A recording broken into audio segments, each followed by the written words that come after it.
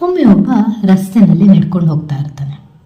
ಹೋಗ್ತಾ ಹೋಗ್ತಾ ರಸ್ತೆ ಬದಿನಲ್ಲಿ ಕಸ ಹೊಡೆಯೋರು ಕಾಣಿಸ್ತಾರೆ. ಆಗ ಅನ್ಕೊಂತಾನೆ, ಇದು ಒಂದು ಜೀವನನಾ, ಈ ರೀತಿ ವೃತ್ತಿನೂ ಬೇಕಾ ಅಂತ. ಮುಂದೆ ಹೋಗ್ತಾ ಇರ್ತಾನೆ.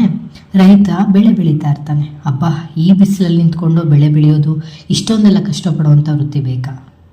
ಹಾಗೆ ಮುಂದೆ ನಡ್ಕೊಂಡು ಹೋಗ್ತಿರುವಾಗ ಬೋರ್ವೆಲ್ಲಲ್ಲಿ ನೀರು ತೆಗಿತಾ ಇರ್ತಾರೆ. ಆಗ ಅನ್ಕೊಂತಾನೆ, ಅಯ್ಯೋ, ಇದು ಒಂದು ವೃತ್ತಿನ, ನೀರು ಮೇಲಕ್ಕೆ ಎತ್ತೋದು, ಈ ಥರದೆಲ್ಲ ಕೆಲಸ ಮಾಡ್ಕೊಂಡು ಬದುಕಬೇಕಾ ಅಂತ. ಹಾಗೆ ಮುಂದೆ ಹೋಗ್ತಾ ಇರುವಾಗ ಮನೆ ಕಟ್ತಾ ಇರ್ತಾರೆ. ಆ ಕಾರ್ಮಿಕರನ್ನು ನೋಡಿ ಅನ್ಕೊಂತಾನೆ, ಈ ರೀತಿ ಕೂಲಿ ಮಾಡ್ಕೊಂಡೆಲ್ಲ ಏನಕ್ಕೆ ಬದುಕ್ತಾರೆ, ಇದೆಲ್ಲ ಒಂದು ಪ್ರೊಫೆಷನ್ ಅಂತ. ಅವನು ಅಷ್ಟೊಂದು ಲೇವಡಿ ಮಾಡಿ, ಅಷ್ಟೊಂದು ಕೀಳಾಗಿ ಕಂಡಂತಹ ಅಷ್ಟೋ ವೃತ್ತಿಗಳನ್ನ ಒಮ್ಮೆ ಒಂದು ಸಾರಿ ಎಲ್ಲ ನಿಲ್ಲಿಸಿದ್ರು ಅಂದ್ಕೊಳ್ಳಿ.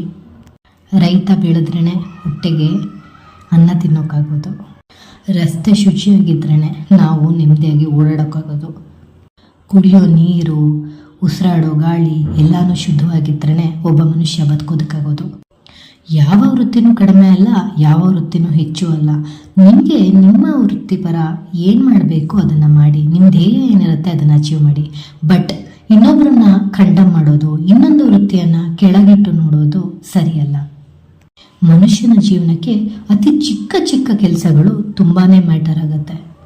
Respect everyone. ನಿಮ್ಮ ಪರಿಕಲ್ಪನೆಯಲ್ಲಿ ಇಲ್ಲದೆ ಇರುವಂಥ ಎಷ್ಟೋ ವ್ಯಕ್ತಿಗಳು ನಿಮ್ಮ ಜೀವನಕ್ಕೆ ಜೀವಧಾತುವಾಗಿ ಕೆಲಸ ಮಾಡ್ತಾ ಇರ್ತಾರೆ.